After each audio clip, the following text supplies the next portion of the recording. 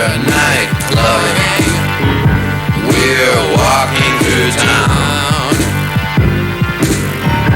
Night clubbing. We're night clubbing. We walk like a ghost. We learn dances, brand new dances, like the nuclear bomb. When we're night clubbing, bright white clubbing. Oh, isn't it wild?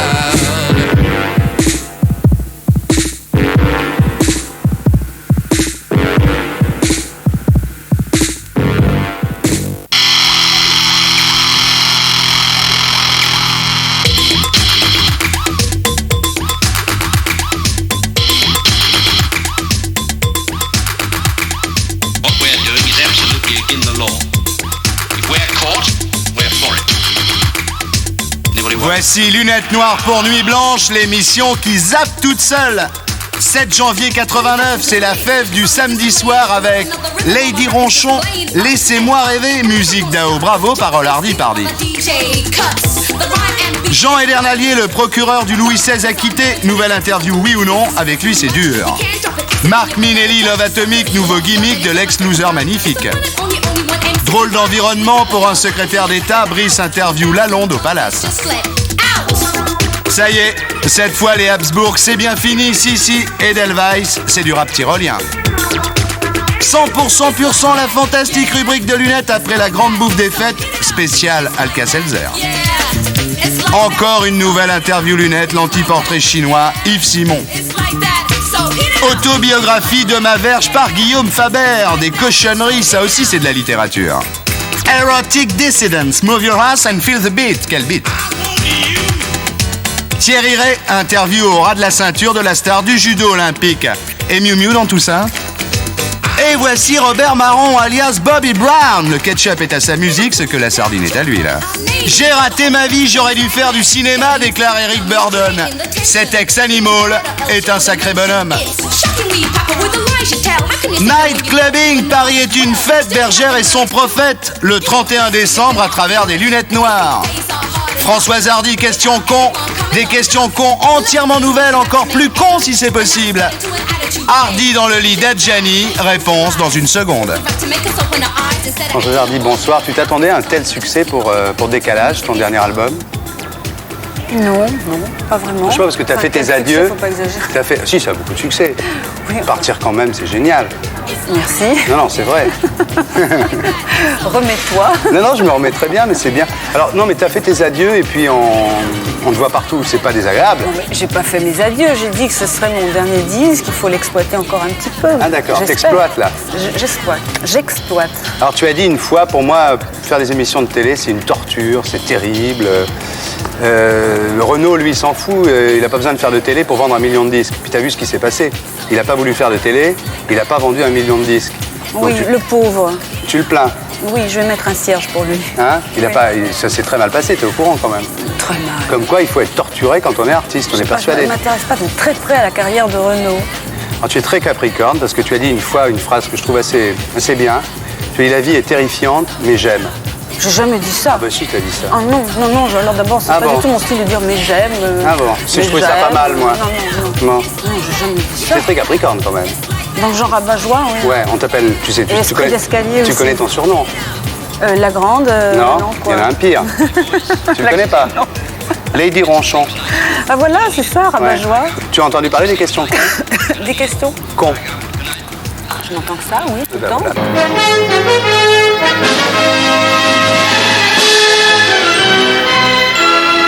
Par exemple, imagine que tu puisses avoir quelque chose en plus. En plus? En plus. Tu préférerais avoir 2 nez, 2 sexes ou 3 yeux? Je crois que Jacques préférait que j'ai 2 sexes. 2 sexes? Non, mais moi, peut-être pas. Imagine que tu sois enceinte de nouveau. Oui, quelle chance. Ça te ferait plaisir. Ah ouais. Tu fais une échographie. Oui. Et on te dit, voilà, votre petit, il a 2 sexes, il a 2 nez ou il a 3 yeux. Qu'est-ce que tu ferais? Tu te feras avorter ou tu le garderais parce que finalement, c'est comme ça. Non, je ne garderai pas. Tu garderais pas? Non. Tu fais comme Hitler, alors. C'est-à-dire que tu tues les gens qui sont pas normaux, quoi. Non, mais je crois qu'à C'est partir du l'eugénisme. moment où on a les moyens d'empêcher un être d'avoir une vie vraiment défavorisée, je trouve qu'il faut utiliser ces moyens, oui. Tu rentres chez toi un soir, puis tu trouves Jacques Dutronc au lit avec Isabelle Adjani, mettons. Oui, oh, bah ça... Qu'est-ce que tu fais? Tu te joins à eux ou tu appelles Paris Match? Je me joins à eux immédiatement. Tu te joins à eux? Je la trouve ravissante, Ah Isabelle bon, Adjani. tu n'as rien contre les amours saphiques, alors ça veut dire. Dans ces conditions-là, oui. Avec Isabelle Adjani, ça va. Oui, à condition que Jacques soit là aussi. Sinon... Vous vous séparez avec Jacques, tu vois, c'est triste hein, quand même. Vous vous séparez. Le pauvre Thomas, il se retrouve tout seul. Bah, pourquoi il serait tout seul si on se sépare? Non, mais toi aussi, enfin bon, tout le monde se sépare, il faut le confier à quelqu'un, c'est un jeu. Oui. Est-ce que tu préférais qu'il soit confié à Karen Cheryl, à Chantal Goya ou à Dorothée? Ah, ça c'est un... C'est terrible, c'est une question con. Oui, un dilemme Il y a pas tout beaucoup à fait plus. cruel, là. Réfléchis bien. Je ne sais pas du tout. C'était pas toi, sa mère nourricière. À qui voudrais-tu qu'il soit confié? Je crois que je confierais à Chantal Goya parce que c'est la seule que je connaisse des trois. Ouais. Et c'est la seule qui a eu des enfants. Ouais. Puis comme Je ça, connais t'es pas sûr ses qu'elle passerait enfants, pas sa vie à la télé. En plus, Chantal Goya, donc elle s'occuperait du môme, c'est pour ça? Enfin, je crois qu'il faudrait surtout demander l'avis de Thomas, en l'occurrence. Ah bon? Et je crois qu'il préférait se passer de substitut.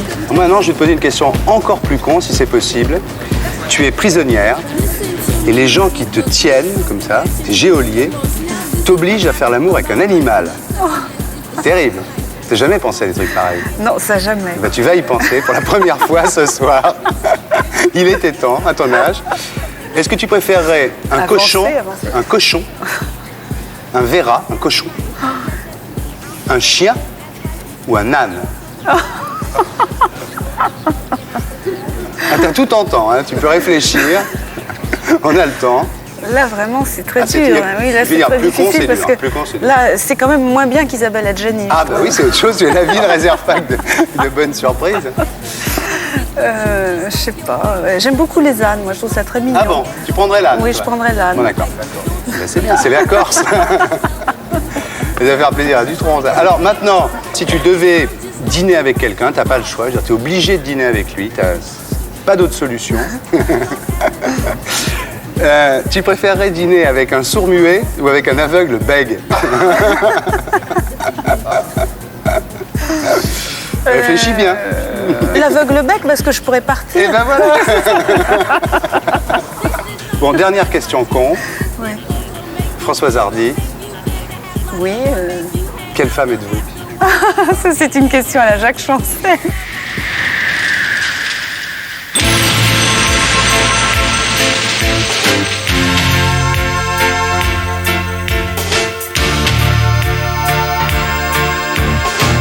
Marc Minelli, avec un nom pareil, il aurait pu être l'accordéoniste leader de l'orchestre de Paul Verschuren. Non, c'est le copain de Jérôme Solini et son Love Atomic va faire du bruit. Encore une vanne comme ça et t'es viré, Ardisson, d'accord?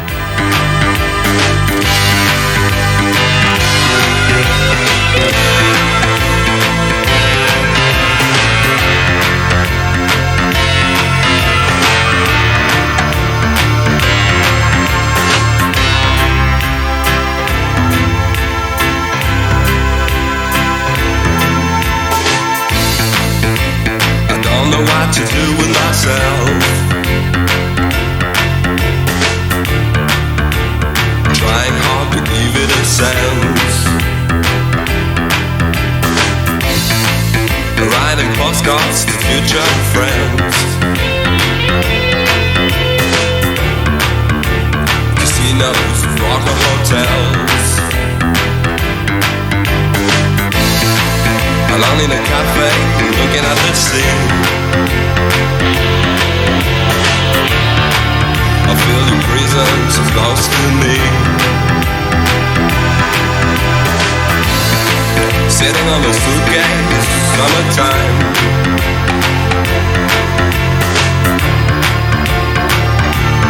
Looking at the stars.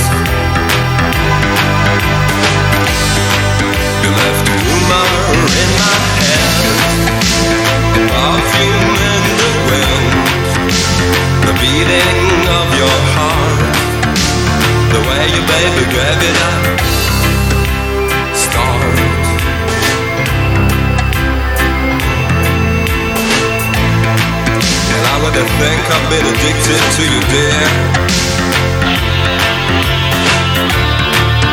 Another airport love affair. Could feel the music in the air. 'Cause I'm a beach boy, I don't care. You left a rumor in my head, a perfume in the wind, the beating of your heart, the way you baby gave it up. You left a rumor in my head, a perfume in the rain, the beating into your heart, the way you gave it up.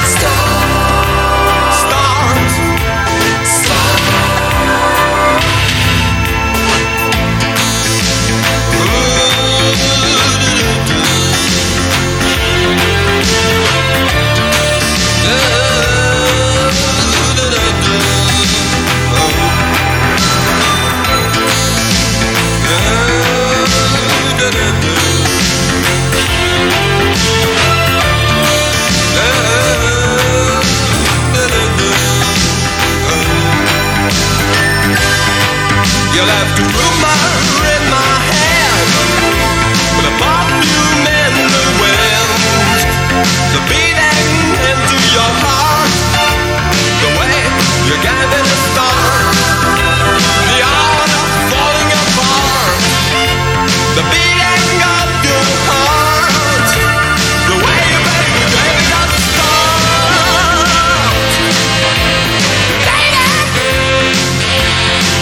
That's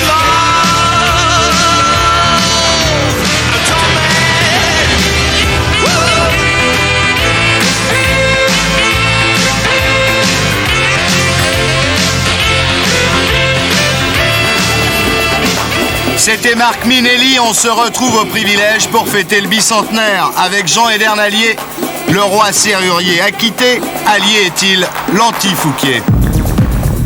Alors Jean Edern, tu refais de nouveau la une de l'actualité, on t'appelle pour être le procureur, pour être Fouquier-Tinville.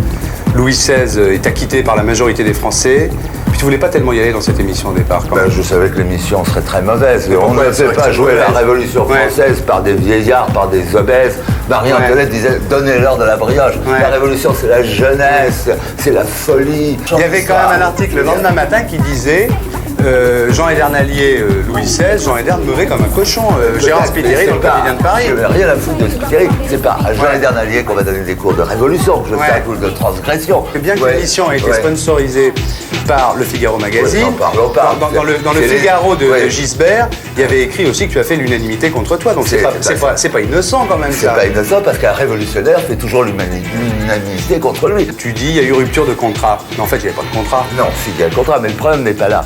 Le problème, c'est que je pense qu'il faut refaire aujourd'hui, le plus sérieusement du monde, le procès de Louis XVI, conforme à la vérité historique, et vraiment, la manière dont la télévision transforme l'histoire en jeu télévisé me paraît de plus en plus scandaleuse. Car nous sommes aujourd'hui sur la une, non plus dans le monde des valeurs, mais dans le monde du juste prix, c'est le cas de dire. C'est-à-dire qu'il n'y a plus de valeur, mais le prix des choses, et plus de justice, mais le juste prix. Alors tu parles de révisionnisme. Tu dis là on a fait le procès de Louis XVI, il était acquitté. Bientôt on va faire le procès de Pétain, il sera acquitté.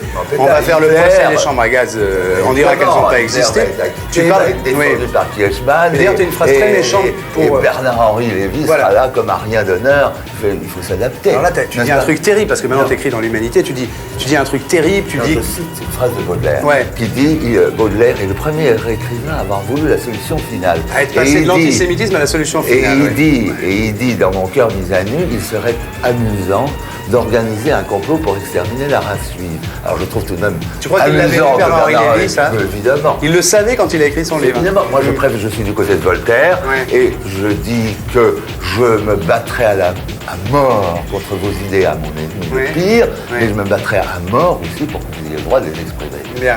Et alors, tu écris dans l'Humanité maintenant? J'écris dans l'Humanité, j'écris dans le Figaro, je suis une putain de la vérité qui marche en quinconce pour ne tomber sous la coupe d'aucun macro. Alors Jean Edern, tu connais ce jeu de société auquel on doit répondre sans jamais employer le oui ou le non. Alors moi, je te propose l'inverse. Je vais te poser des questions et tu vas me répondre que par oui ou par non. Ça s'appelle une interview oui-non. Avec toi, ça va être dur, Marc. C'est une poupée qui fait non, non, non. Par exemple, quand après l'émission Louis XVI, tu vas au bain-douche, dîner, il y a Maître Collard qui s'approche de toi et qui te dit je viens d'avoir Mitterrand au téléphone, il n'y a pas de problème, il m'a dit que vous étiez le plus grand orateur de France. Est-ce que tu y as cru, oui ou non?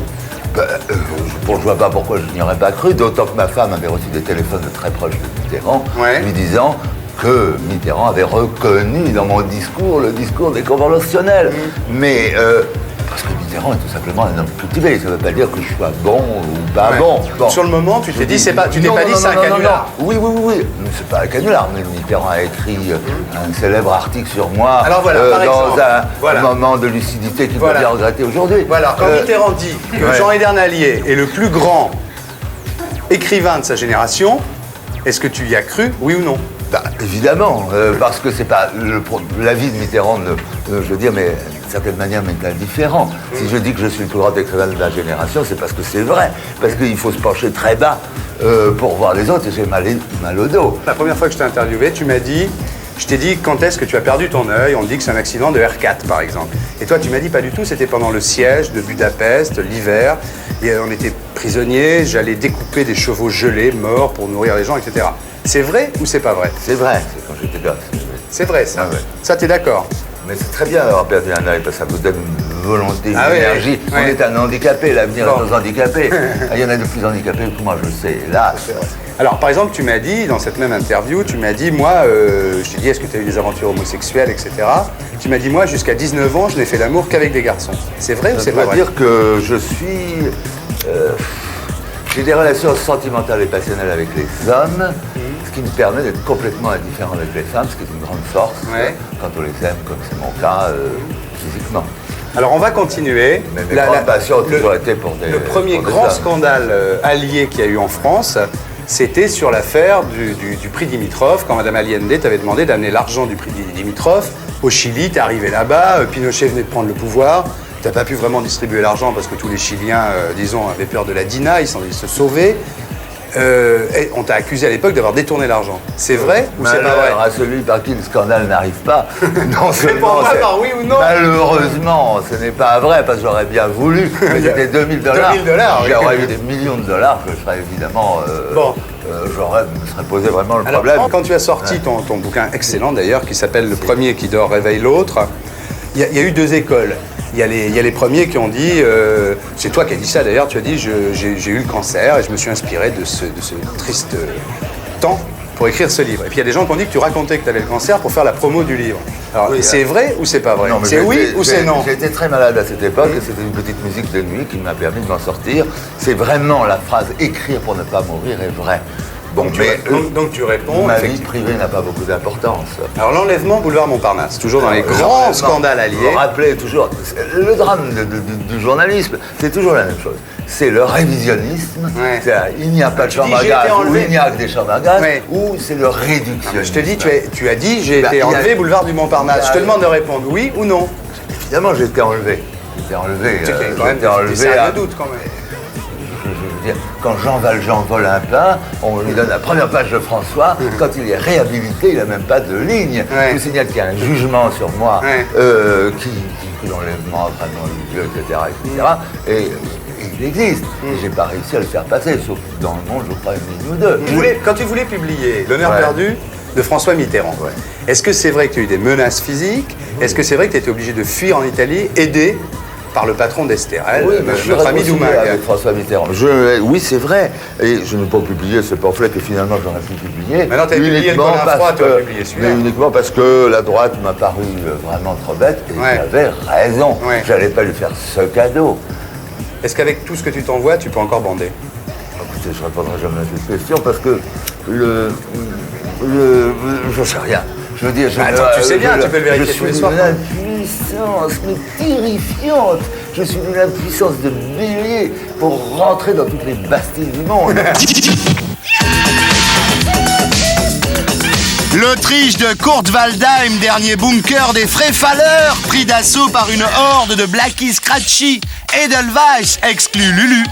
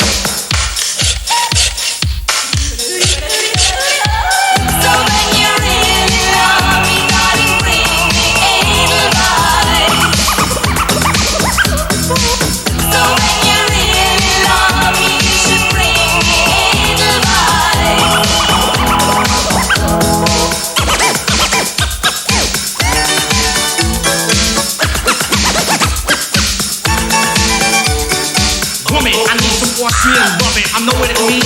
I better start running from a dope style on the top of the mountain. I throw why you want it, don't go on the ground. Hanging up alongside cool and see. We see eye to eye, no picking D1 and only. Fly with the show, brothers, you look in my eyes. I hike the hill so we can chill with the anal vibes.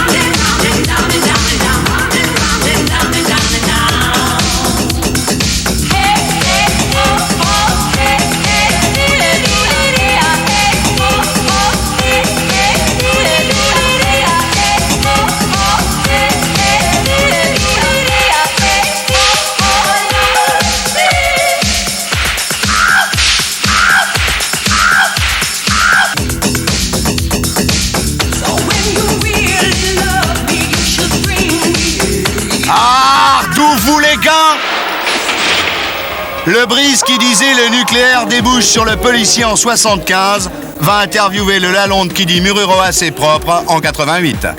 Tu te souviens de l'époque où tu avais besoin d'un local et où Fabrice et Maillard t'avaient prêté ce sous-sol au Palace?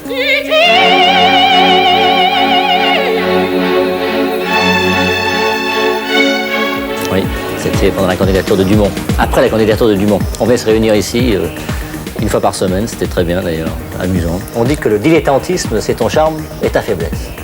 Qu'est-ce que tu en dis? Dont acte. Tu fumes? Non. J'ai fumé, mais j'ai arrêté. Ta mère appartenait au fameux clan écossais des Forbes. Est-ce que tu portes parfois le kilt? Il m'arrive de porter une écharpe ou deux pour me faire plaisir, mais le kilt, c'est, en France, je crois que ce ne serait pas compris tellement, quoi. Un secrétaire d'État à l'environnement, est-ce que par définition ce n'est pas un ministre poil à gratter ou simplement un valeur de couleuvre? Ça a été ça peut-être au début, non sans difficulté pour les premiers ministres de l'environnement qui d'ailleurs racontaient ensuite dans des livres que c'était impossible ou je ne sais quoi. Non, maintenant ça devient, je crois, un poste interministériel dans la plupart des gouvernements. Ça devient de plus en plus important. Je ne dis pas ça pour me hausser du col, mais simplement parce que la cause maintenant est entendue. En 20 ans, ça fait énormément de chemin. Maintenant, Gorbatchev dit que c'est la seconde priorité mondiale après le désarmement. Maintenant, Mme Thatcher, c'est très nouveau pour une dame comme ça, dit qu'il faut faire une conférence mondiale en mars prochain sur l'ozone. Maintenant, Bush nomme un écologiste, c'est le second donc dans le monde, c'est-à-dire un représentant d'une association de protection de l'environnement, ministre de l'Environnement aux États-Unis à partir du 20 janvier prochain. Ton budget est de 0,6 pour 1000, 0,06%, soit 6% de moins que l'année dernière. Qu'est-ce qu'on peut faire avec ça? Peut-être que c'est jamais assez. Et à la limite, je pourrais te dire, oui, c'est vrai, il en faut un peu plus. Je n'arrive pas à tout faire bien. Mais l'influence du ministère de l'Environnement ne se mesure pas, disons, au budget du ministère de l'Environnement et aux bataillons. Hein, c'est Staline, ça. Combien de bataillons ils ont? Alors évidemment, c'est toujours pas mal. Mais je crois que l'avenir est aux coordinations souples, à l'influence et, disons, aux petits agiles, intelligents et agiles, si je puis dire. En 1975, tu as déclaré au quotidien de Paris: le nucléaire débouche sur l'État policier. Alors, c'est plus vrai? Le nucléaire est dans une situation un peu compliquée. Non, ce n'est pas tout à fait vrai. Au fond, ce n'est pas plus vrai, parce que je me souviens qu'on nous avait dit cela, et au fond, c'est juste comme réponse. On pourrait dire la même chose des chemins de fer. Parce qu'au fond, n'importe qui, sur l'ensemble des chemins de fer d'un pays comme la France, pourrait faire un sabotage. On ne peut pas surveiller toutes les lignes. C'est un petit peu la même chose. Au fond, le nucléaire réclame certainement une très grande organisation sociale, une très grande surveillance, mais l'État policier, la preuve, ben non, au fond non. Donc, autant pour moi là-dessus. En 1981, tu parlais de reniement du gouvernement Mauroy. Et pourtant, en 1988, tu participes bien à un gouvernement Rocard qui paraît avoir moins d'ambition. Je crois qu'il y a une très grande différence. Au fond, en 1981, il y avait un programme qui, au fond, maintenant, ne passerait plus. C'était changer la vie. Et avec les écologistes, il y avait eu beaucoup de promesses qui avaient été données. Peut-être un espoir, peut-être un malentendu, je ne sais pas. Et ce qui fait qu'en effet, il y a eu de la part de beaucoup d'écologistes et de moi-même un sentiment de trahison. En 81, c'est plus ça, du tout. La campagne présidentielle s'est faite sur un thème d'unification de la France, sur le thème de l'Europe, sur le thème de l'enseignement, de l'écologie, très différente au point que je suis dans une disposition totalement différente. Ta fonction ministérielle a commencé par un échec, le refus de la France de fabriquer des voitures propres. Et 3 mois plus tard, c'était l'acceptation. Ensuite, en voyage pour le bicentenaire de l'Australie, tu aurais déclaré à Sydney: les essais nucléaires de Mururoa sont propres. Oui, peut-être qu'il fallait mieux pas le dire. Peut-être que l'environnement, au fond, ce sont des symboles et pas la vérité. Moi, je trouve qu'il faut essayer de dire la vérité. Pendant très longtemps, j'ai cru que c'était extrêmement polluant. Et je me suis bagarré pour, d'abord, que ce soit souterrain, c'est devenu souterrain, première victoire. Quand il y a des victoires, il faut le dire. Et deuxièmement, pour envoyer des scientifiques pour aller vérifier que c'était propre ou pas propre. Et les militaires, en général, n'acceptent pas que des scientifiques viennent voir chez eux. Bon, les Français, la France, a accepté que des scientifiques viennent, des scientifiques étrangers, des scientifiques australiens, néo-zélandais et autres, ils sont venus, ils ont fait un rapport, ils ont dit que c'est propre. Pourtant, la destruction des massifs coralliens, est-ce que ça ne provoque pas la ciguatera, la gratte, quand on mange du poisson? Toute destruction des écosystèmes coralliens, partout où il y a des écosystèmes coralliens, et le tourisme détruit beaucoup plus d'écosystèmes coralliens que la présence dans un atoll d'une base militaire. Chico Mendes savait qu'à ce rythme de déboisement, 50 hectares par minute, il n'y aurait plus de forêt amazonienne dans 50 ans. Il a été assassiné par des tueurs à gages brésiliens. Quand tu as su la nouvelle, quelle a été ta réaction à toi, Bruce Lalonde? On a immédiatement écrit à sa famille et au gouvernement brésilien. J'ai aussi essayé de dire à quel point on était un peu tous responsables quand même, puisque par exemple la France importe pas mal de bois tropicales, pas forcément d'Amazonie, mais d'Afrique ou d'ailleurs. Est-ce que la France va prendre des sanctions contre le Brésil? Je crois qu'avec l'assassinat de Chico Mendes, il y a une étape qui est nouvelle. C'est-à-dire que ça, il y a un martyr connu, il y a un drame au Brésil, tout le monde le sait, ça devient une affaire complètement nationale. Je pense que maintenant... Enfin, je souhaite et je pense que ça ne peut aller que vers le mieux. C'est-à-dire qu'on est arrivé au fond, là, maintenant, hein, pour les forêts tropicales. C'est vrai, il y a à peu près un terrain de football par seconde, la surface qui disparaît. Je crois qu'il y a une prise de conscience. On voit déjà maintenant des pays qui sont créanciers, accorder aux pays endettés une remise de dette contre des mesures pour sauver la forêt. C'est-à-dire qu'il commence à y avoir des mécanismes maintenant financiers avec l'accord des banques pour la forêt. Tu te sens plus utile comme ministre ou comme militant? Je crois que les thèmes de l'écologie qui ont été lancés avec moi et d'autres il y a une vingtaine d'années sont maintenant des thèmes de gouvernement, c'est-à-dire qu'on met en place les choses.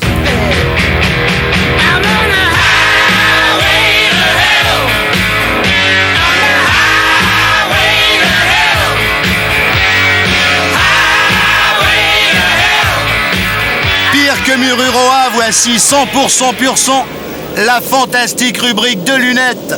Vous vous êtes tellement goinfré pendant les fêtes qu'il fallait bien que ça s'arrête. Gerbe totale, Alien, Mel Brooks, Monty Python, c'est une indigestion d'horreur.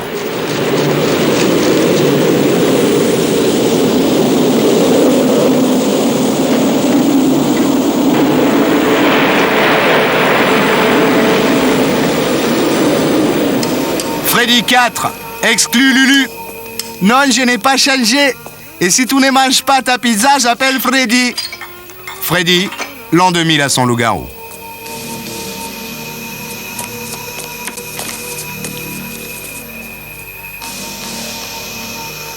Come on, honey. I don't want to be here forever.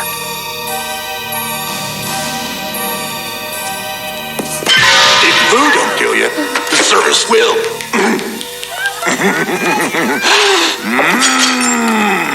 The usual.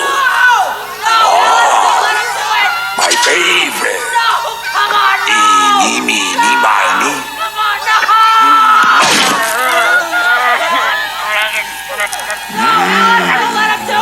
Rick, you little meatball. I love soul food. No! Stop! Pizza toujours, dans la version Mel Brooks de la guerre des étoiles, le patron de la mafia cosmique est une margarita. Où est mon pognon? Te fais pas de mourant, tu l'auras la semaine prochaine. Non, non, il me le faut demain sans faute. 100 000 $ cosmiques? Pour demain, tu es fou! 100 000 $? Mais tu dérailles. Tu oublies de compter les intérêts. Ça doit tourner autour de 1 million de dollars cosmiques. 1 million? C'est de l'arnaque! C'est de l'arnaque pour celui qui crache, pas pour celui qui empoche. Et toi, il faut que tu craches mon bassinet, ou sinon...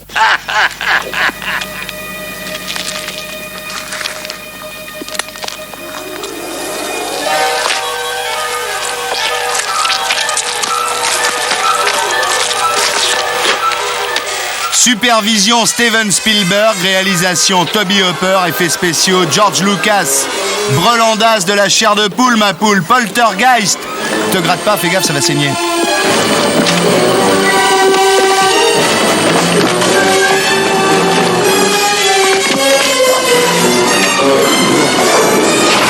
Dans un an, le hachoir géant descendra du ciel étincelant au soleil et aucune armée sur Terre ne pourra stopper l'invincible machine hamburger. Alors là, c'est carrément dégueulasse. On se demande comment Antenne 2 peut passer des images pareilles. À part ça, Bad Taste est en train de devenir un film culte, mesdames, messieurs. Ah, je vois que la bouillie est prête.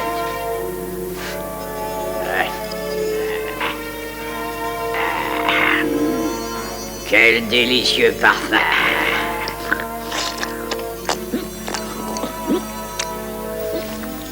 Ah, quelle chance, j'ai eu un gros morceau. Imaginez que vous soyez dans un vaisseau spatial un soir de réveillon et que les huîtres ne soient pas très fraîches. Drame de l'ostréiculture, Alien de Ridley Scott avec John Hurt.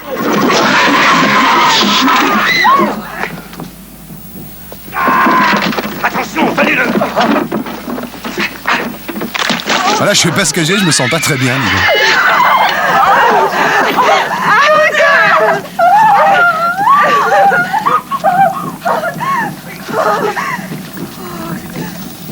Qu'est-ce que tu lui as servi? Oh, c'était un spatial. C'est ce que j'ai commandé. John Hurt, toujours, ça le reprend dans la folle histoire de l'espace de Mel Brooks. Encore des coquillages qui lui filent les boules. Oh non, ça recommence.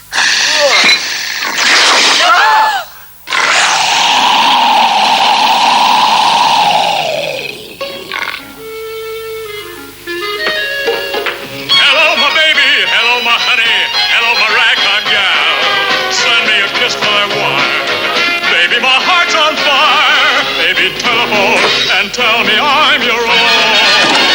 Extrait de la vidéocassette de Monty Python avec John Cleese qui sera notre invité samedi prochain, Le sens de la vie. Bonjour monsieur, comment allons-nous aujourd'hui? Ça irait mieux. Mieux? Si vous m'apportez un seau, je vais dégueuler.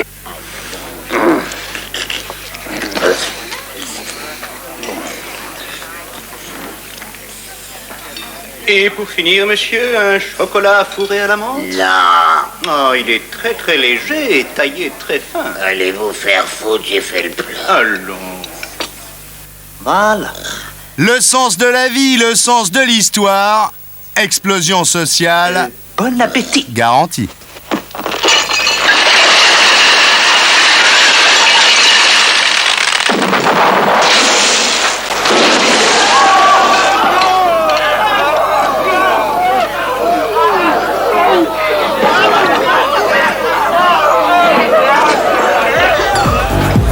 Avocat d'affaires le jour et bonne affaire la nuit, voici Guillaume Faber. Interview vérité. Alors Guillaume Faber, bonsoir. Bonsoir. C'est bien sûr pas ton vrai nom. Non, non, c'est pas mon vrai nom. Si on t'a demandé de porter un masque ce soir, c'est parce que d'abord tu publies un bouquin chez Régine Deforge qui s'appelle Autoportrait en érection. On va en parler. Et puis c'est ensuite parce que tu as peur que tes clients sachent que tu écris ce genre de bouquin.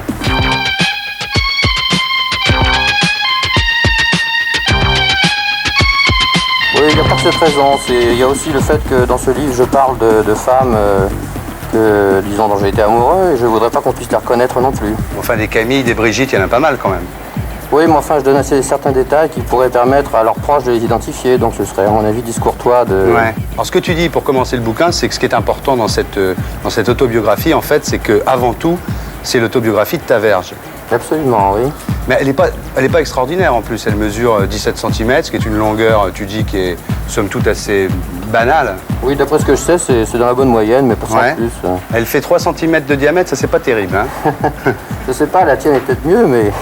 Je sais pas, tu dis qu'on te fait rarement des compliments quand même. Il y a une fois une fille qui t'a dit que tu avais une belle queue, mais enfin c'est pas non plus... Ouais, je suis pas sûr que ce soit absolument vrai d'ailleurs comme compliment. Elle a dit ça parce que tu lui avais payé à bouffer, tu crois? Ah non, pas du tout, non. C'était parce qu'on avait passé un bon moment ensemble et puis c'était peut-être la reconnaissance du ventre, comme on dit. Enfin, tu dis qu'elle est fonctionnelle, oui. Qu'elle s'adapte à tout type de vagin, d'anus, de bouche, qui est pas mal finalement. Elle est assez passe-partout, quoi, c'est le cas de le dire. Oui. Ouais. Alors par contre, tu es beaucoup moins gentil pour le sexe féminin. Tu parles de boursouflure, tu parles de formes vagues, tu dis que ça a été fait par un chirurgien malade et vieillissant. Oui, ça vient d'où cette espèce de désamour pour le sexe féminin? Oh ben, je crois que ça vient de ma culture. Moi, j'ai été élevé dans le culte de la statuaire grecque, par exemple, où toutes les formes sont lisses, praxitèles, jolies, etc. Et il est évident que le sexe féminin a un côté attirant sur le plan sexuel, mais sur le plan esthétique, il n'a rien d'extraordinaire. Ouais. Je crois que ce serait... D'ailleurs, sur les statues, on ne le voit pas. C'est pas un hasard, à mon avis. Il y a un truc qui te fait pas trop marrer non plus, c'est le baiser. Je veux dire, à part dans ton jeune âge, maintenant tu dis la bouche des femmes, c'est pour ma verge. Le baiser, en fait, c'est un substitut à l'amour. Ou alors c'est quand on peut pas faire autrement. Tu dis qu'on fait des langues fourrées, des langues profondes, quand c'est dans un ascenseur et qu'on peut pas baiser, quoi. Oui, c'est ça. Mais d'ailleurs, je crois que je suis assez mauvais au niveau baiser. Donc, ah bon? Ouais. T'es un bon baiser, mais t'es pas la star du baiser. Un bon baiser, j'en sais rien. Ah mais bah si, quand même, parce que tu parles de ton dépucelage, et tu dis que ce jour-là, avec cette chère Leslie, tu dis quand même, Leslie, oui, tu dis que c'était quand même 6 fois de suite. C'est pas un peu prétentieux, ça, 6 fois de suite? Non, mais ça, c'est parce que j'avais 50 bouteilles, donc avec la pression, c'est pas une performance, je crois. En vieillissant, t'es un peu plus modeste quand même. Ah oui, oui, maintenant, oui, nettement, oui, j'ai besoin du starter, etc. Ouais. On t'a un coup pour retarder l'éjaculation, qui est pas mal. Il y a des gens qui emploient des crèmes, des machins, des trucs. Toi, c'est pas mal, tu penses à tes factures, quoi. Tu penses à tes factures qui s'accumulent sur ton bureau. Ça marche? Ouais, ça marche, mais enfin, souvent, c'est pas très suffisant. Ouais. Alors après, il y a tout un chapitre sur les positions. Ouais. Dans le missionnaire, par exemple. Oh, le missionnaire, c'est le début, quoi. On est obligé d'en passer par là. Mais enfin, c'est vrai que sur le plan fonctionnel, c'est pas du tout agréable. Enfin, moi, je suis assez lourd en plus. Donc, ou bien je me soutiens sur les coudes et je commence à fatiguer, ou bien alors je m'écrase ma malheureuse. T'abîmes les coudes, surtout. Ouais. Sur les draps rugueux. Oui, en plus, oui, on se fait mal. Ouais. Non, puis le corps d'une femme est, à mon avis, plus joli dans la position inverse, quoi. Voilà, alors t'es devenu un amoureux du dos. Oui, tout à fait, oui. Un adepte de la levrette. Mais je crois que je suis pas le seul, vous savez. Je crois que la plupart d'entre nous, bon, on le dit peut-être pas toujours, mais c'est vrai d'ailleurs que la position naturelle, physiologique, c'est celle-là. C'est d'où l'expression, je te prends comme une bête d'ailleurs. Mais oui, mais on est des bêtes aussi d'ailleurs. Ouais. Quand on fait l'amour, on fait de la bestialité. Hein, pas... Une belle expression, c'est la paresseuse. Je trouve ça joli, moi. Ah oui, c'est pas moi qui l'ai inventé. Je l'ai trouvé dans un bouquin libertin un jour. Et je trouve qu'elle correspond tout à fait à... C'est quand on est sur le côté. Oui, c'est ça. On peut même presque s'endormir. C'est paresseux, quoi. C'est une façon de s'endormir en se disant bonsoir gentiment. L'Amazone, t'es pas fanatique, hein? Oh si, quand je suis vraiment fatigué, oui. Il y a condition que ce ne soit pas une femme trop forte. La masturbation, par contre, tu dis, c'est la panacée universelle, quoi. Explique-nous comment faire une bonne masturbation. Imagine que les gens nous regardent, sont dans leur lit. Ah ouais, je crois que chacun a sa manière... manière... la télé pendant 10 minutes, après l'émission. Comment ils s'y prennent? Mais je crois que chacun a sa manière de se masturber, disons que c'est ritualisé. La plupart des gens refusent de reconnaître qu'ils se masturbent, mais enfin, quand on en parle un peu avec eux, aussi bien les hommes que les femmes d'ailleurs, ils reconnaissent qu'ils le font, ils en ont un peu honte, alors... Pour avoir des détails, c'est difficile. Bon, moi j'ai connu une jeune fille, par exemple, qui se masturbait dans sa douche avec le pommeau de la douche, en réglant la pression, etc. Bon, ça me semblait assez raffiné d'ailleurs. Mais elle osait dire à personne, quoi. Donc chacun a sa technique, je crois.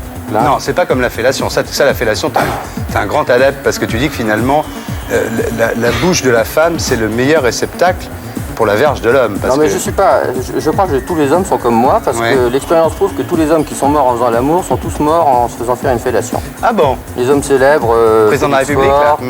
Un certain cardinal dont on pense que, etc. C'est toujours parce qu'avec la fellation, on ne sait pas pourquoi, le cœur monte à 140, etc. Et alors, si on est un peu usé, on claque, ce qui est une bonne façon de claquer d'ailleurs. Ouais, la sodomie. Oui. Alors la sodomie, tu dis que c'est comme Christophe Colomb quand il a découvert l'Amérique, toi tu l'as découvert par hasard en fait. Un jour tu t'es trompé, quoi. J'ai glissé, oui.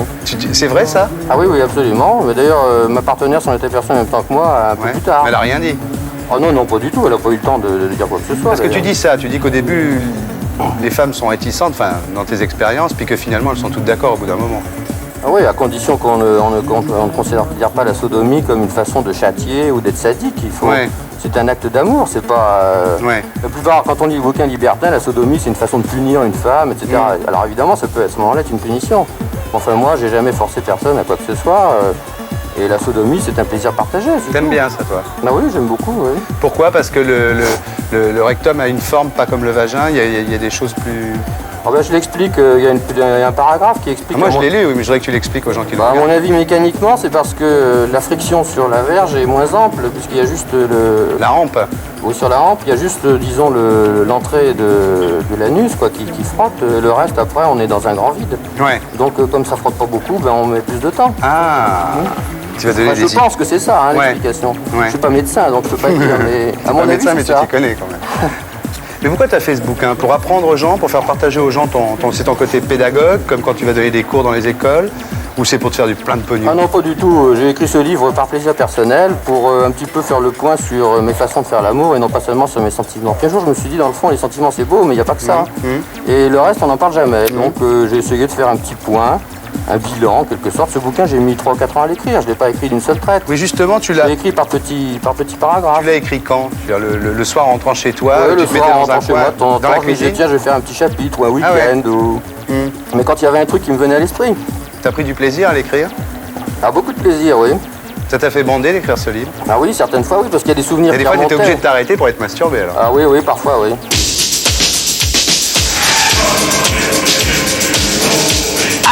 À cause d'une femme, c'est l'histoire de Erotic Dissidents, le groupe d'une chute de Bruxelles nommé Zoogie.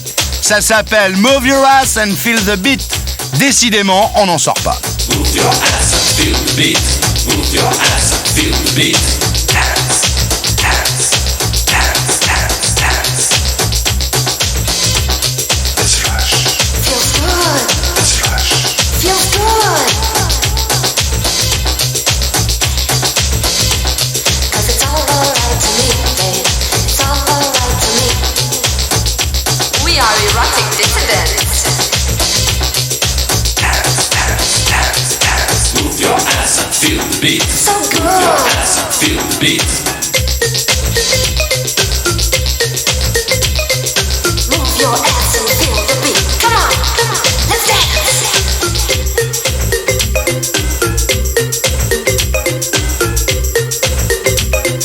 Feel the beat, feel the beat. Dance. Cause it's all alright to me, babe. It's all alright to me. Dance. Move your ass. Come on. Feels good.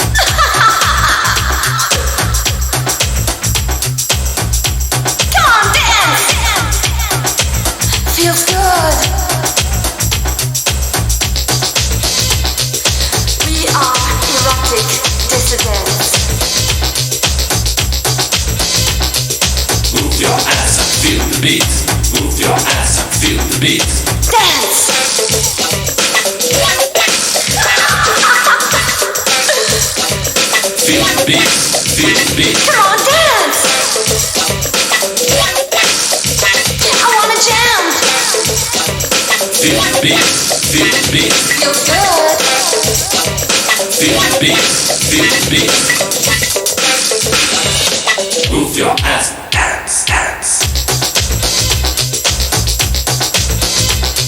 It's all alright to me, boy. It's all alright to me. It's all alright to me. It's all alright to me. Dance, dance, dance, dance, dance.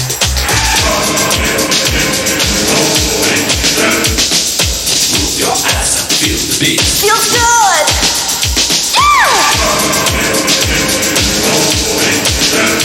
We are the erotic dissidents. Don't you know it feels good? Come on, dance. Move your ass and get on the floor. Let's go. Let's rush. Come on. Let's go. Come on. Let's dance. Because it's all alright to me. It's all alright to me. Move your ass and feel the beat. Move your ass and feel the beat. Move your ass and feel the beat. Move your ass and feel the beat. Feels good. Yves Simon, bonsoir. Tu te souviens la dernière fois qu'on s'est vu? C'était très baston. C'était où? C'était dans un hôtel et on te mettait la tête dans la baignoire. Oui, c'est bien ça. Tu Alors. venais de te fêler une côte. Et nous, on appuyait sur la côte qui était fêlée. Et qui m'avait fêlé une côte? C'était Depardieu. C'est Depardieu qui Oui, t'avait fait une donc, côte. il y avait un bon enchaînement. Tu nous avais parlé de ta vie, tu nous avais parlé de la petite Rocard. T'en es où avec elle? C'est de l'histoire ancienne. C'est l'histoire ancienne. C'est dommage. Oh, je suis pas opportuniste. Alors tu sors un disque et un livre en même temps. Un disque qui s'appelle Liaison, dans une nouvelle maison de disques. Et où t'as bossé avec Woolsey, t'as bossé avec Goldman.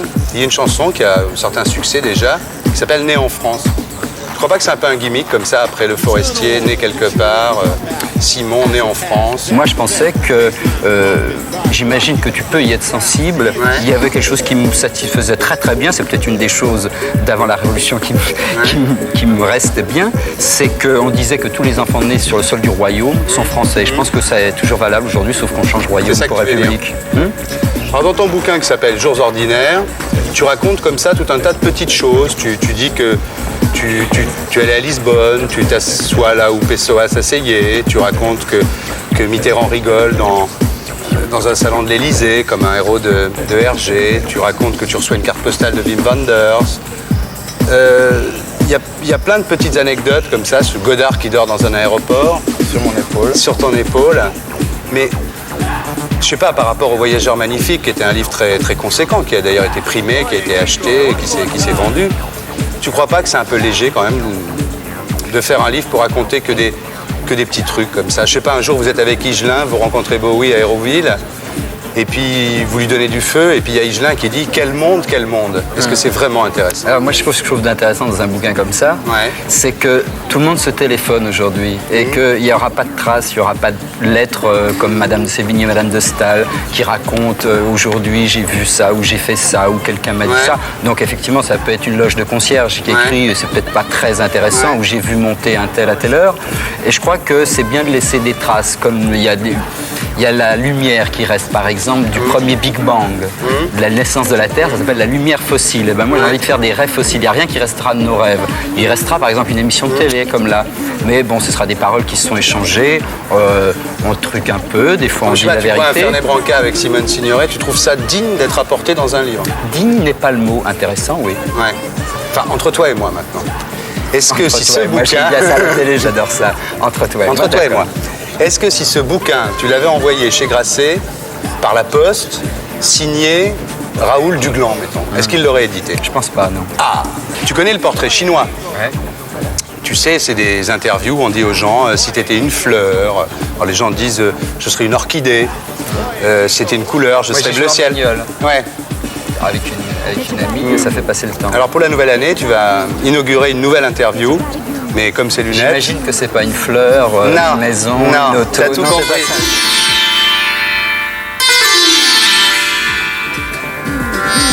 Si t'étais une injure,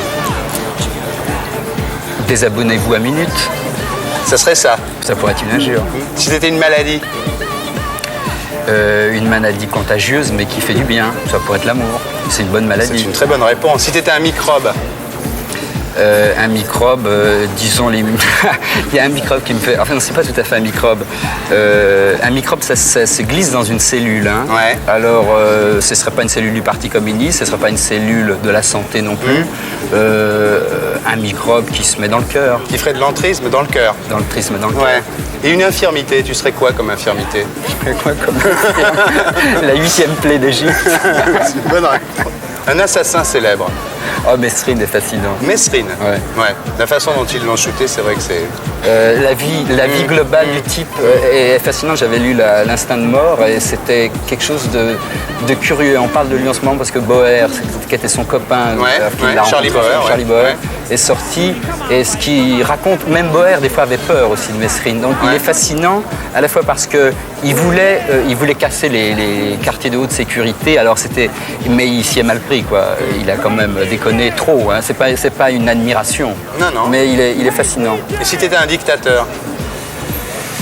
Toi, tu te donnes du mal, tu vas déjeuner avec Sakharov, Valéza, et puis tu viens à la télé, on te demande si tu étais un dictateur.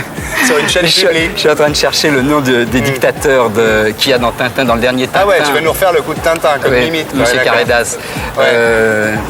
Bon, disons un dictateur de République bananière parce qu'il saute tous les 8 jours. Ouais. Une guerre. Celle qui n'aura pas lieu et qu'on appelle la 3e, mais qui n'aura pas lieu, donc qui ne sera pas la 3e. 3e guerre mondiale parce que tu penses qu'elle n'aura pas lieu. Ouais. T'en es sûr? Pour toute notre génération, j'en suis certain. Ouais. On a du pot, dis donc. On a du pot, on s'en tire. Et si t'étais un collabo? Le collaborateur du président de la République. Oh. Ah mais il va rien t'arriver, toi. Hein. Et un supplice? Le supplice chinois sur lequel on est assis, c'est le pal. Ouais. Ah bon? T'as des tendances comme ça? Non, pas de tendance. Non? T'as pas de tendance homosexuelle ou... Non. C'est le supplice qui me vient. Ouais. Sinon, le supplice de la goutte d'eau est toujours quelque chose qui m'a fasciné parce que j'arrive pas à imaginer qu'on puisse, au bout d'un certain nombre de jours, avoir mal avec une goutte d'eau qui tombe. Et si t'étais un accident? Moi, je suis un accident. Dites-lui 2, 3 choses que j'ai oubliées d'elle. Que les rêves sont fragiles et l'amour infidèle. Dites-lui, dites-lui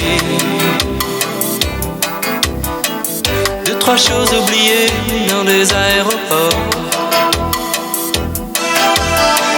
Ces avions qui partaient chaque soir dans son corps. Dites-lui, dites-lui. Dites 2 ou 3 choses, 2, 3 mots que j'ai oubliés d'elle.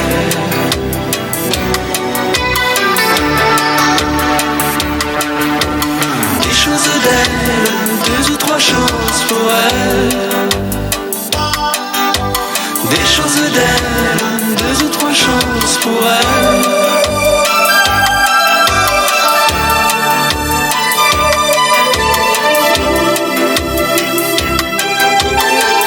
Dites-lui 2, 3 choses que j'ai oubliées d'elle. Que mes mains rêvent d'elle quand les nuits sont cruelles. Dites-lui, dites-lui.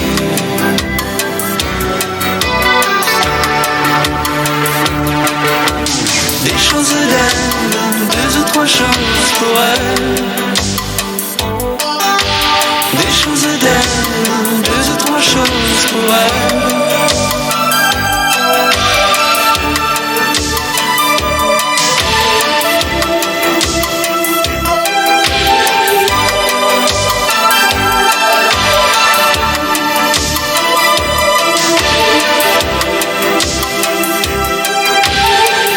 Dites-lui 2, 3 choses que j'ai oubliées fragile et l'amour infidèle. Dites-lui, dites-lui. Dites deux ou trois choses, deux, trois mots que j'ai oublié d'elle.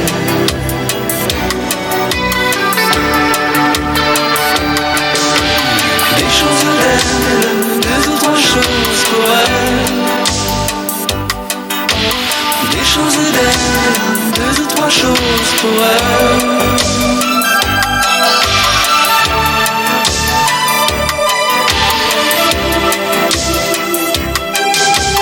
Des choses d'elle, deux ou trois choses pour elle. Des choses d'elle, deux ou trois choses pour elle. Des choses d'elle, deux ou trois choses pour elle.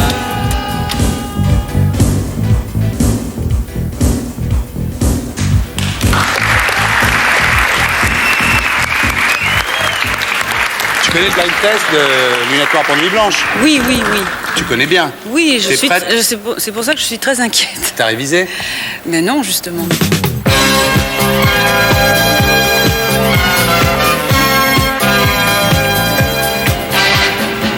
Ah bah, alors voilà, je ne sais pas. Ça a été l'indicatif de Salut les copains pendant des années, Ouais. mais je ne sais pas ce que c'est. T'as pas Art honte? Blakey, non, c'est pas ça. Non. Alors je ne sais pas. Les Marquez. Ah oui, c'est ça. Il y avait les Barquez et les Marquez. Bah voilà. Ça, c'est les Marquez. Bon, elle reconnaît pas l'indicatif de Salut les copains. Si, Ça elle a- commence elle a très très reconnu, fort. j'ai reconnu que c'était Ouais, elle a reconnu l'indicatif. que c'est l'indicatif de Salut les copains.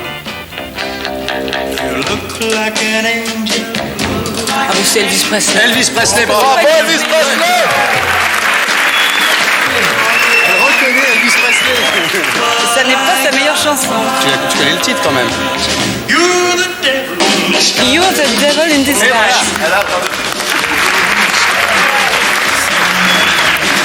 C'est gagné.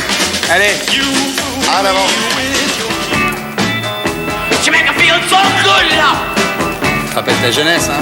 You make me feel alright. Oh là là, qu'est-ce que c'est ça? And her name is G. Bouc anglais. Alors c'est Gloria, mais je ne me souviens pas qui chantait ça. Zem. Et Van Morrison. Ah bon? Ah ouais. Ça te fait des demi-points en additionnant les demi-points. On y arrive. Ah oui, bon ça c'est Bob Dylan. C'est comment il s'appelle le morceau? I Want You, I Want You. dont j'ai eu la primeur. Parce que quand il est venu chanter à Paris, il m'a invité dans sa chambre à l'hôtel Georges V. Oui. Et tu y allais? Et puis je suis allée, il m'a fait entendre. T'es pas farouche. Il m'a fait entendre. J'ai vraiment vu son état, il n'y avait rien à craindre. Ouais. Et il y avait cette chanson, donc I Want You et Just Like a Woman, qui m'a fait entendre, enfin qui n'était Tu pas dis que sortie c'était en bien? France Tu dis que encore. c'était bien? J'ai adoré Just a Woman. She Cries Just Like a Woman. Tu as dit que c'était bien, il les a sortis. Écoutez la voix. Ça me dit quelque chose, mais comme je n'ai jamais acheté le disque.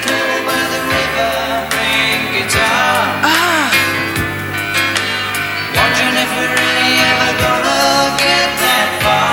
Oh là là, ça c'est le genre de truc que j'aime beaucoup et je vais trouver quand ce sera trop tard. Elle est célèbre, hein. Très célèbre. Tu te fais penser à qui, ça? Mais je connais ça. C'est piège, ça, hein, je t'avertis tout de suite. hein. Mais dis un nom. Je connais ce truc-là. C'est le fils de John. Oh là là, bravo. Super, ça c'est super. Parce qu'il y a plein de gens qui auraient dit c'est John Lennon. Ah ouais. C'est bien, Julian d'ailleurs. Lennon, C'est le bien, fils de ouais. John Lennon. On l'applaudit encore. On sent pas mal ce qu'on a. Bon, Corti au boulot. Listen to me, baby. Hear every word I say. C'est la première fois que j'entends ça. No one loves Mais non, me tu the connais. way I do, 'cause they don't know how to love you my way. But you're mine. When you kiss me, En anglais, c'est Fever. all the time. Ah bah oui, mais je connais par Presley ou par Peggy Lee, mais je... Peggy Lee, ouais. Et en français, tu connais pas? Non, je trouve ça très mauvais d'ailleurs. En belge. Ça va lui faire plaisir. C'est en belge en fait. Ça s'appelle En belge. Tumeur en français. My soul, I love On you. a fait les gazelles aussi. Non, non, Où j'ai sont jamais- passées les gazelles? Ah oui, je me souviens, ça c'était bien par contre, c'est passé les gazelles. Eh bien, c'est beaucoup moins bien. Il faut qu'elles reviennent au style où sont passées les gazelles. Mais je me C'est souviens Lizzie pas Mercier trop. des Clous. Oh, alors jamais, c'est la première fois. Comment Lizzie Mercier des Clous. Il faut qu'elle change de nom aussi. Elle va changer de nom. Ah, si tu trouves pas, c'est dur. J'aime beaucoup ça. C'est Bachoum. Bachoum. À demi-point. Le titre maintenant. Ah non, il ne dit pas dans la chanson. C'est le Tour de France là, non, c'est pas à propos de bicyclette. Non. Le magicien d'Oz. Non, c'est Malédiction. Je connais ça. Ah oui, c'est énorme. C'est le futur invité de Lunettes Noires, ça. Écoute le refrain, toi, comme c'est beau, ça. Toujours rangé, Marie elle s'en fout. Celui-là, Cortis, il pouvait me le piquer, tu vois, il serait ravi. Son père lui dit que c'est un garçon. Attention, hein. Attention, hein. Tu sais ce qu'elle fait, Marie? Elle danse, Marie elle danse. C'est bien. Elle adore quand ça Mais si, j'ai entendu ça plein de fois, mais j'écoute souvent des radios qui ne désannoncent et n'annoncent point. Ça s'appelle Elle danse, Marie, elle danse. Elle danse, Marie, elle danse, oui, mais qui chante ça? C'est un blond. Très joli. Un blond. Chanteur un peu variété, comme ça, à 20h30 à la télévision. Il est marié avec une comédienne. Voilà, Oui, voilà, alors, je brûle. C'est un morceau qui a été repris par Michael Jackson. il a fait des musiques de films, il est blond, il ressemble un peu à Claude François et tout ça. J'ai son nom au bout de la langue. Bon, alors on va te le dire, mais c'est bien déjà, tu brûles. Quand tu vas le savoir, tu vas dire, ah, c'est lui. Oui, non, mais je connais, je vois très bien qui c'est, mais François. Valérie. Ah, bravo. On y aura tout fait quand même. François Valérie, c'est beaucoup. Bon, après. On continue. Alors celui-là, j'ai honte de le mettre. Parce qu'elle va trouver tout de suite. Bah ça, c'est sûr. Si elle trouve pas ça, on va se coucher là. C'est Étienne et c'est ma chanson. Des heures à goût. C'est bizarre que tu te plaignes J'adore toujours ça. Tu te plains de la production de ton dernier album, je vois pas pourquoi d'ailleurs, mais pourquoi tu t'es jamais fait produire par Dao? Parce que de toute façon, au moment où j'ai fait mon disque, il faisait le sien. Ouais. Et non, mais j'y ai pensé quand même. Bien. Mais j'y ai pensé à un moment où il venait de produire Tess et un groupe dont j'ai oublié le nom. Non, mais pour le prochain, tu devrais penser à Dao. Hein. Je fais pas de prochain.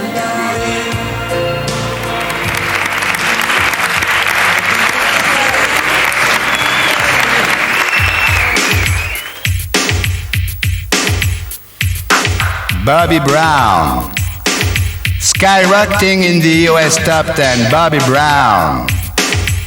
Bobby Brown. Bobby Brown, ladies and gentlemen.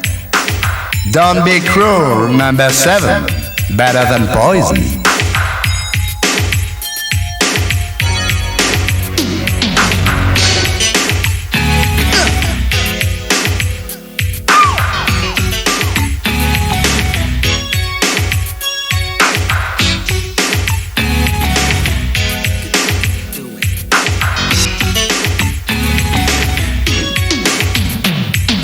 Girl, the only thing that matters in my life is that I'm down for you and treat you right.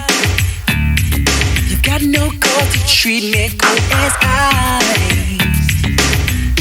Oh, girl, as long as I've been giving my love to you, you should be giving me your love too.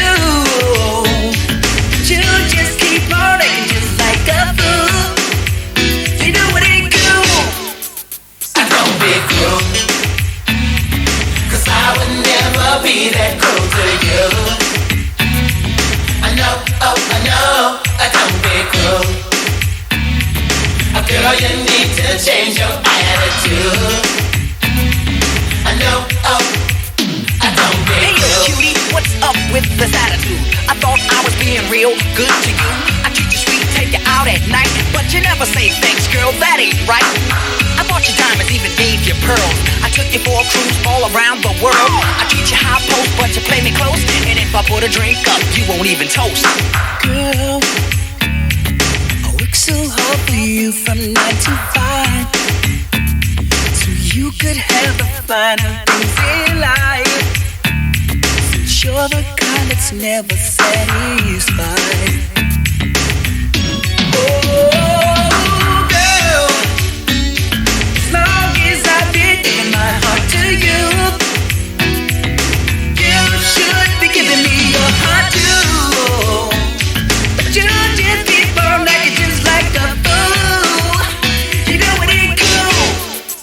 Don't be cruel, 'cause I would never be that cruel to you. I know, oh, I know, don't be cruel. Girl, you need to change your attitude.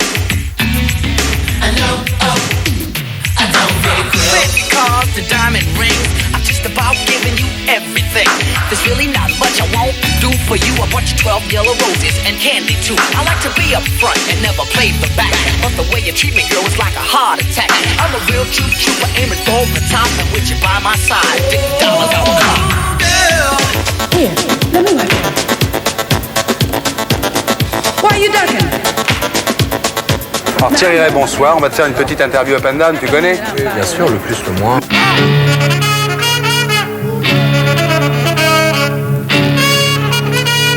Quelle est la plus grande joie de ta carrière? D'avoir été champion du monde en 79. Ouais, mais c'est quand tu as été champion de France, d'Europe, du monde ou olympique? Du monde. Du monde? Ah oui, oui. C'était ça. Ça fait déjà 10 ans bientôt. Ouais, ça rajeunit personne. La plus grande déception de ta carrière? C'est quand j'ai perdu un championnat et c'était les championnats d'Europe en 79. Ouais. Ça a été terrible, quoi. C'était une horreur, boubou, enfin. Mais bon, quand c'est vieux. Quand t'as pas été sélectionné en 84 et tout ça, ça t'a pas... C'était fini, j'avais plus. C'était fini déjà, tu t'en foutais déjà. Je m'en foutais pas, mais j'avais plus envie. Quelle est pour toi la meilleure actrice française? Miu Miu. Ah. Bah oui, mais ça c'est... C'est parce que t'as vécu avec elle que tu dis ça, pour lui faire plaisir, parce que tu penses qu'elle regarde l'émission? Non, mais ça c'est... ça... T'as peut-être vécu avec elle parce que tu pensais que c'est la meilleure actrice française. Non, pas exactement, non. Vous êtes restés combien de temps ensemble? Un moment, un certain moment. Ouais. Genre? Oh, je sais plus. Ah, tu sais plus? Non. C'est ça pour lui faire plaisir, dis donc. Bah, je sais pas, ça c'est un autre problème. Ouais. Il y a longtemps que vous êtes plus ensemble?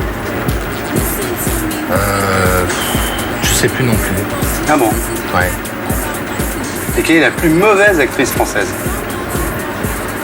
Il n'y en a pas. Je crois qu'il y a de mauvaises histoires qui font que... Il n'y a pas de mauvaises actrices?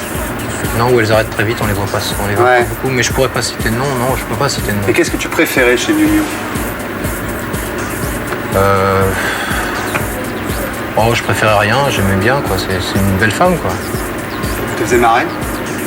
Ouais, elle faisait tout, elle faisait pleurer, marrer, enfin tout, comme les femmes en général, quoi. Quand on aime quelqu'un, je crois qu'on rit, on pleure, Voilà. Qu'est-ce que t'aimais pas du tout chez elle? Il y avait un truc que t'aimais pas? Non, je sais pas. Non. Y a rien que t'aimais pas? Non, je sais pas, non. Et pourquoi t'es plus avec elle alors s'il y a rien que t'aimais pas?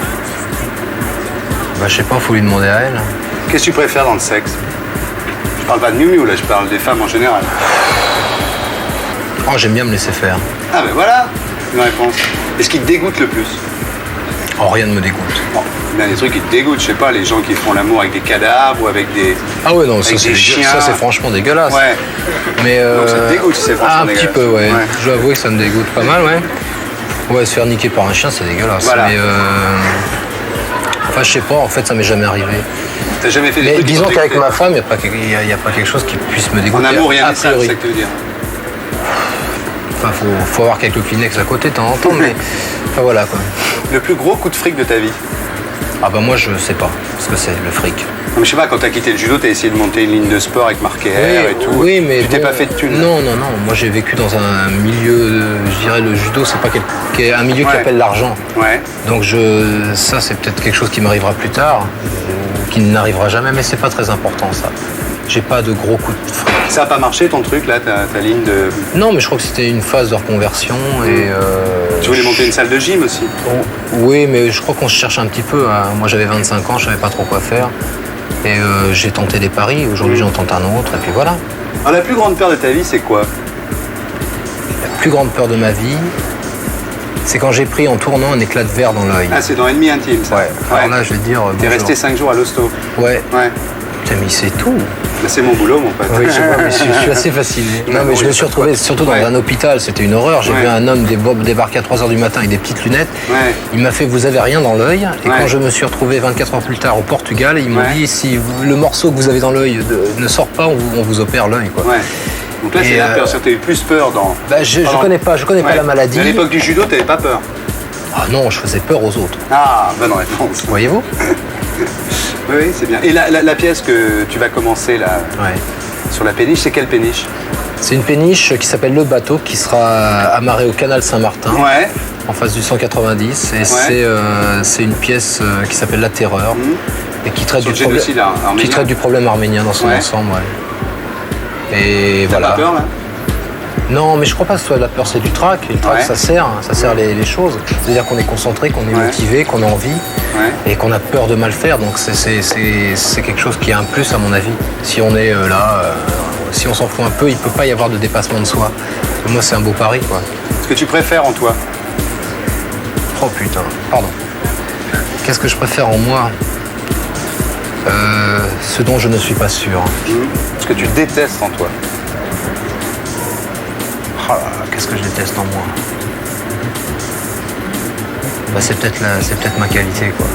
C'est que je suis jamais... je peux changer très vite. Je dois être Gémeaux. D'ailleurs, je suis Gémeaux. Mais c'est ça, c'est d'être changeant. Des fois, c'est très énervant, quoi. De pas être sûr des choses. Pour les autres, c'est encore pire. Ça va être une horreur. Ouais, au fait, là, si vous n'avez pas acheté des calages à la 10 de Françoise Hardy, là, il y a deux nouveaux qui sortent, là. En fait, c'est des vieux qui ressortent plutôt, là. Il y a un 33 où elle fait paroles et musique, elle fait tout. Et l'autre, il s'appelle, enfin, il s'appelle pas, hein, c'est Sur le Brésil. Et les deux, de toute façon, ils s'appellent Françoise Hardy, hein, quoi, tout simplement. Hein. Regarde le pas qui teste un temps si mobile. Pression brutale du geste audacieux habile. Ne plus jouer, mais se laisser séduire. N'être plus qu'un désir et l'objet.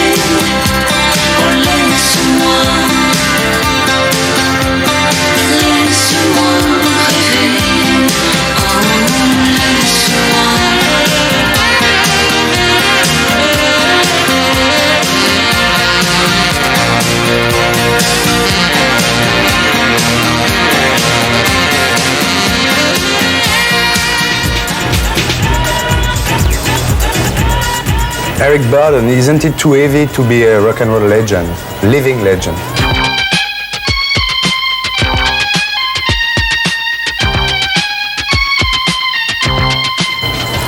Well, you can't take it seriously. You just have to laugh at it. Take it as a joke. Ah, it makes you laugh. Yeah. Why? Well, I mean, I didn't start out wanting to be a rock and roll legend. No.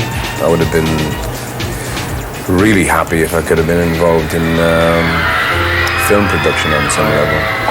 You know, not on this side of the camera, but on that side of the camera. In New Orleans, they cold rising sun,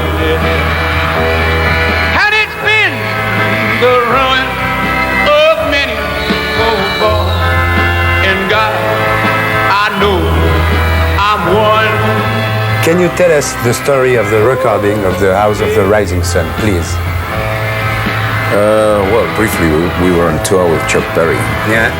And everybody else on the bill with Chuck Berry was trying to out-rock the master. So I had this idea to come up with a song that wasn't really a hard rock song, but more of a ballad kind of thing. And it was so successful on the tour that in the middle of the tour we stopped. Yeah. Took a railroad train from Liverpool to London, unloaded the equipment, went into the studio, 2 takes, cut it. Unloaded the equipment, back on the train, and joined the tour again in the next town, Bournemouth, the next night. Isn't it incredible?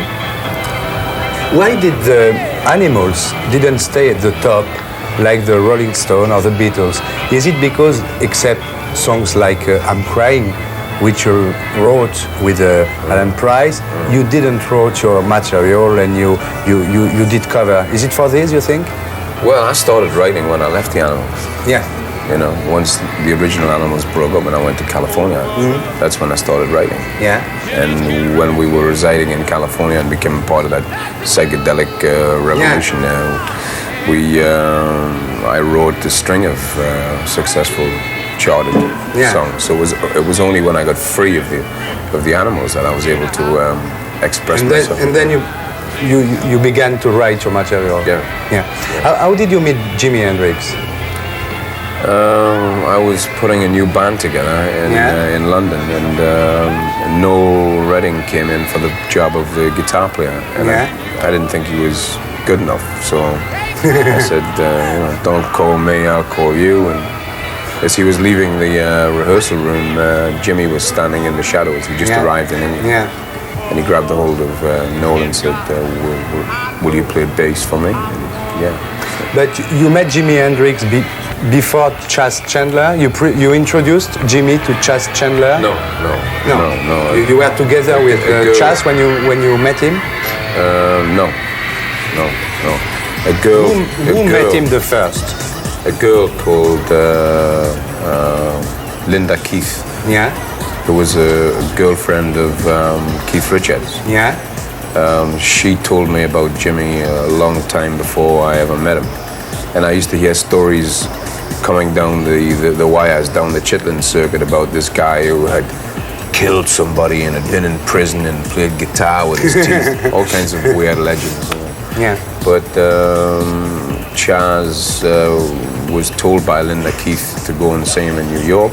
Yeah. And then Chas had this idea of bringing him to the UK. And I first met him in England. And Chas became his manager? Yeah. And what have you been doing since 20 years? Well, a lot of touring, a lot of different bands. But I feel that I spent most of my time in California. Yeah, after the Animals, you went to California, you started the new Animals, then War, you had your psychedelic era with the San Franciscan Nights, with the Sky Pilot. But this was just a way of being able to make enough money for me to live a certain lifestyle and be around people who make movies in Los Angeles, because I love the cinema as much as I love music. So I felt a need to be around, in and around Hollywood and people who make movies there. And you didn't succeed in making movies? Well, I've had one or two appearances as an actor, and these days I'm writing screenplays. One of which is just about complete, and I hope I can sell it to somewhere like But you've been traveling a lot. You've been living in Germany, in south of France. Where in south of France? Les Camargue, Apt-en-Provence. Oh. Bagneux. Ouais, Bagneux? Bagneux. No, I know, it's very nice. Yeah, very nice. And then in Spain? Yeah. Where in Spain? Minorca. Minorca, yeah. And what happened when you decided to reform the Animals in '83 with Valentine, Alan Price, Steele, you? Why didn't it work? Why didn't it work for me? For the whole of Well, because in my endless search to get the movies, they promised me that if I did the tour, I could make a reportage on film about the tour. But as soon as they saw that I was really serious about this, then they cut me off. So I got very angry. So the real story of Eric Burdon is someone desperately trying to make a movie all of his life. Yeah. That's it in a way, no? This is it. What do you think of the way your last record, I Used to Be an Animal, the title is wonderful, and Run for Your Life, the single, what do you think the way it has been received when it was out in the States? Pretty good. I mean, live performance is always the challenge for me. Recording is something else.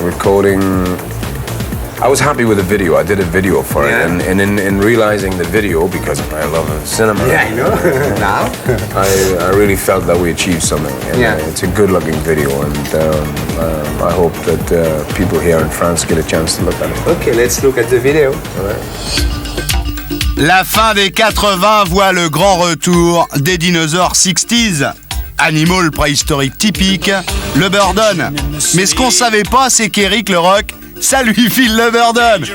Ou enfin ça, c'est ta dernière vanne pourrie, d'accord? I can hear the footsteps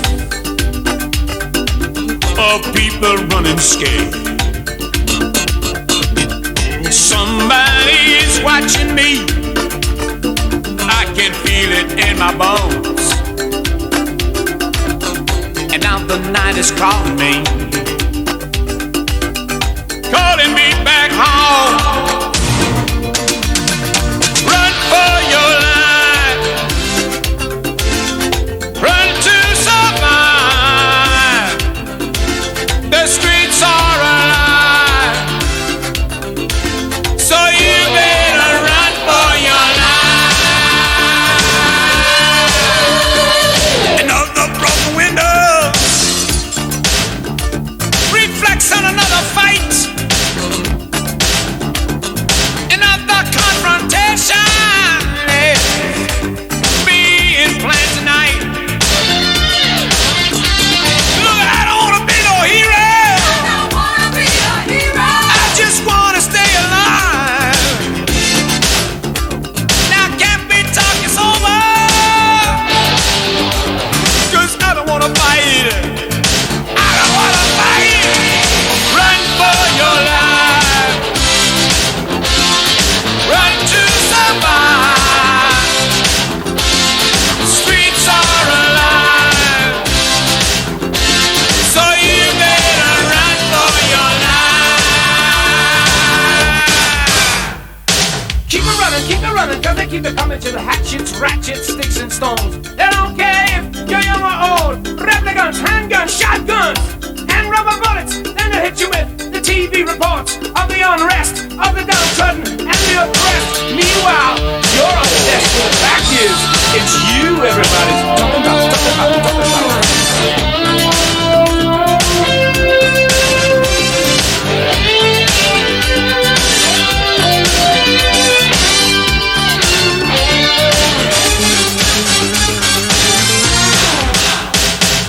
Run for your life.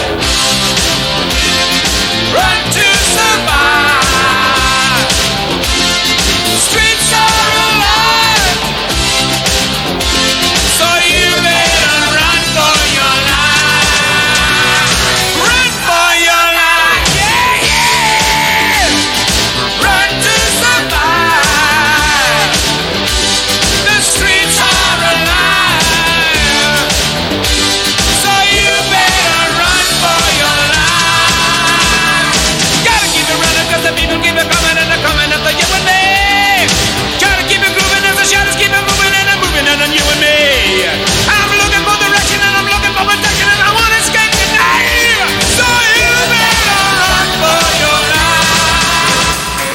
Paris est une fête et Berger raison prophète. En hommage à Jacques Martin, le thé dansant de lunettes. Les 3e championnats de France de danse rétro, présentés par Ménie Grégoire. 22 régions, 17 000 spectateurs. Il y avait tellement de monde que l'année prochaine, ils sont obligés de le faire au Parc des Princes. Est-ce que vous savez que 25 ans après sa mort, la Piaf est platine en France avec sa double compile? Ça fait 300 000. Ça, c'est Marthe Lagache, vous voyez? Elle est au Pigalle. C'est là où Finn Taylor a fait ses débuts, où Ingrid Caven a commencé en 78 et où on a tourné Le Dernier Métro. C'est fou ce qu'on apprend comme truc dans cette émission.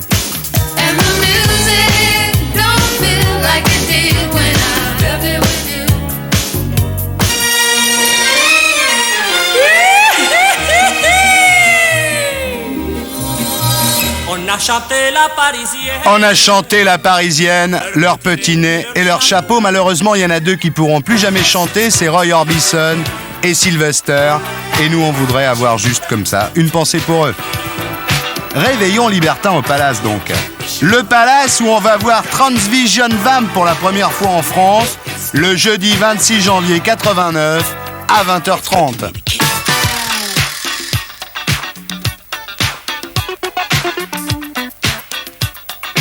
Tout passe, tout lasse, sauf le Palace. Là, on est le 31 décembre à l'usine éphémère, il est 4h du matin, on entend Gang qui chante Blackout. Le single sortira mi-février. Il y a plus d'électricité. Ouais, au fait, on dit plus marginal maintenant, on dit alternatif.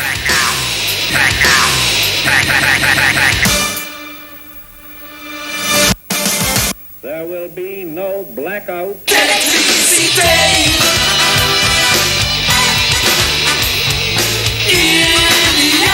De la part de Thierry pour Gilbert Foucault, tu devrais les prendre dans lunettes. Soirée Vampire, vous avez dit Vampire 2 au Palace.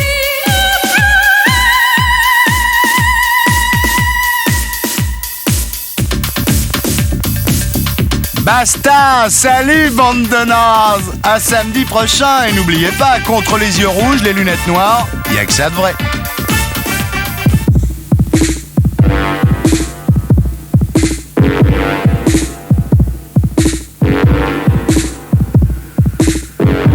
Night clubbing, we're night clubbing. We're walking through town. Night clubbing, we're night clubbing. We walk like a ghost. We learn dances, brand new dances, like the nuclear bomb. When we're night clubbing, bright white clubbing. Oh, isn't it wild?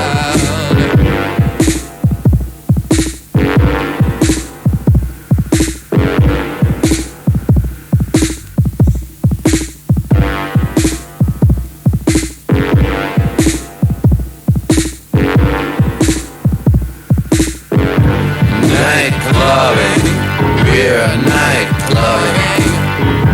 We're walking through town.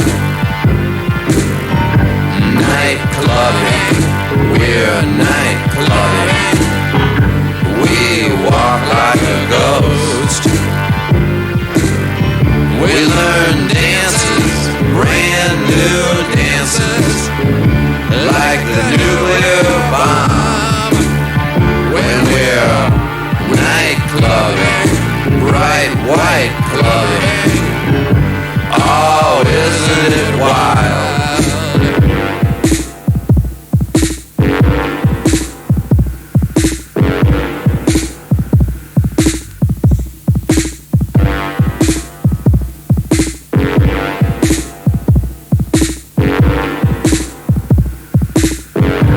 Night clubbing, we're night clubbing.